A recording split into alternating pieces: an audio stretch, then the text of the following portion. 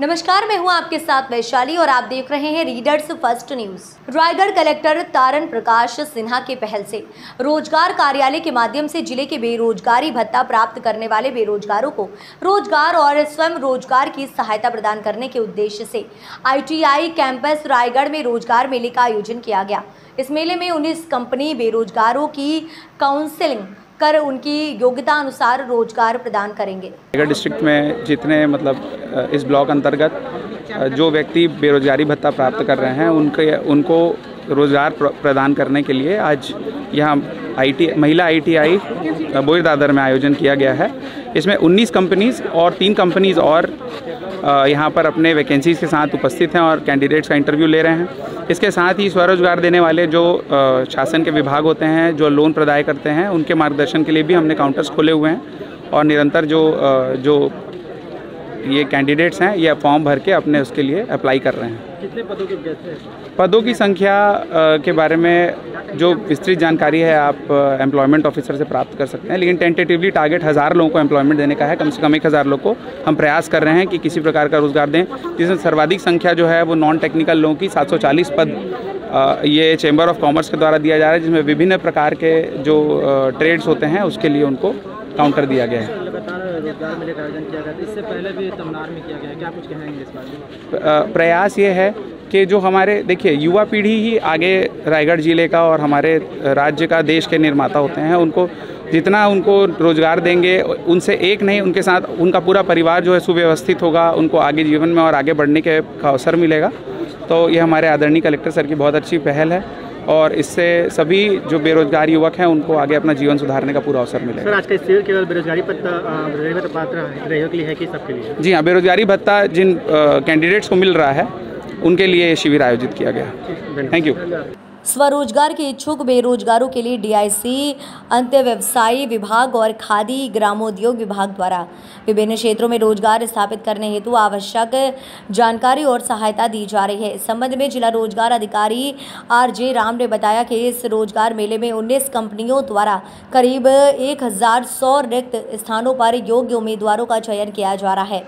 यह ऐसे उम्मीदवार हैं जिन्हें राज्य सरकार द्वारा बेरोजगारी भत्ता दिया जा रहा है। वहीं 3 शासकीय विभागों द्वारा स्वरोजगार स्थापित करने के लिए वांछित जानकारी दी जा रही है। ऐसे सभी बेरोजगारों को कॉल करके इस रोजगार मेले में भाग लेने के लिए बुलाया गया। छत्तीसगढ़ शासन कौशल विकास, तकनीकी शिक्षा एवं रोजगार विभाग के माध्यम से एक महत्वपूर्ण योजना है बेरोजगारी भत्ता योजना, जिसका क्रियान्वयन 1 अप्रैल 2023 से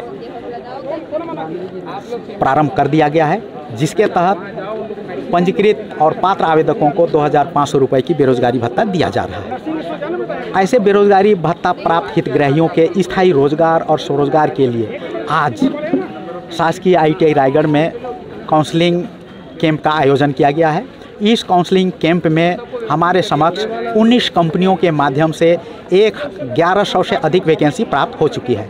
उन वैकेंसियों के लिए हम लोगों ने कंपनियों को आमंत्रित किया हुआ है ताकि वे उनके समक्ष जो भी रिक्तियां हैं उनके विरुद्ध बेरोजगारी भत्ता प्राप्त हितग्राहियों में से ही चयन कर सकें।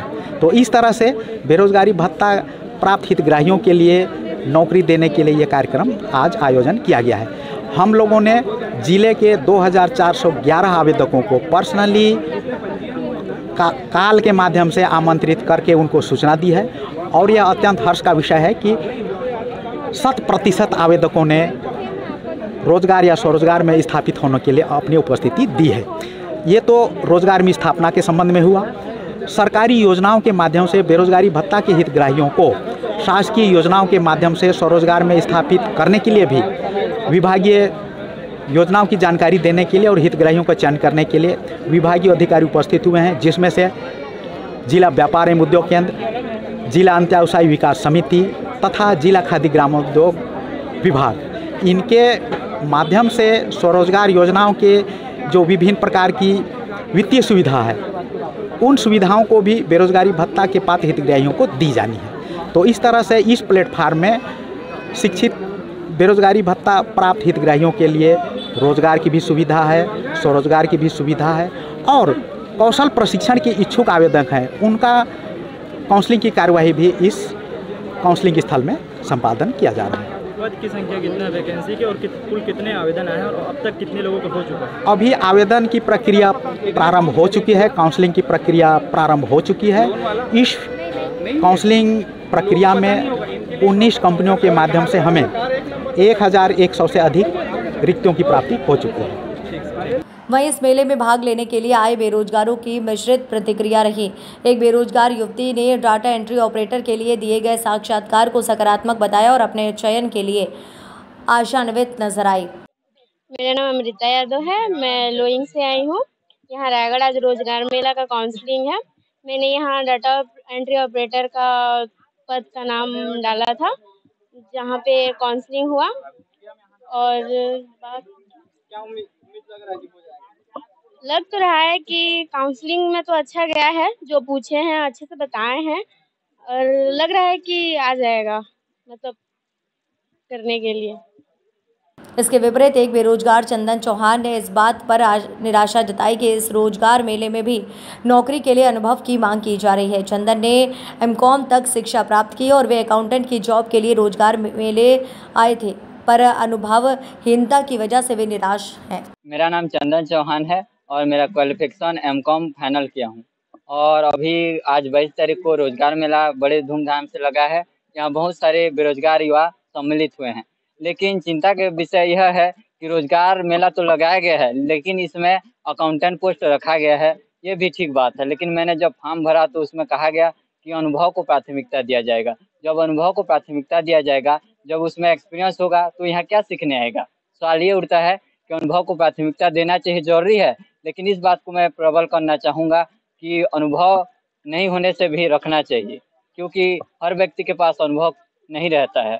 मैं यही कलेक्टर महोदय से भी यही अनुभव करता हूँ, यही आशा करता हूँ कि वे इस प्रकार अनुभव को जिसके पास नहीं है उनको भी सम्मिलित किया जाए, ताकि वो अपना कार्य कर सकें और अपने परिवार का भी भरण पोषण कर सकें। इसमें बहुत सहायता भी होता है। इसके बारे में 1 साल का, हाँ, इसमें अनुभव मतलब इसमें ट्रेनिंग पीरियड भी रखा जाएगा बोल रहे थे। कल से ट्रेनिंग दिया जाएगा 2-3 दिन, ऐसे बता रहे थे। हाँ, वैसे तो स्पष्ट नहीं किया गया है, उसमें लिखा गया था कि मतलब अकाउंटेंट के लिए सिर्फ बीकॉम या स्नातक होना चाहिए, और उसमें टिप नहीं लिखा गया है कि अनुभव को जरूरी रखा जाएगा बोल के। हाँ, अगर ऐसा अनुभव वालों, उसमें तो स्पष्ट नहीं किया गया है कि अनुभव को ही रखा जाएगा बोल के। अगर ऐसा स्थिति करते हैं तो मैं बाकायदा आवेदन डाल सकता हूँ।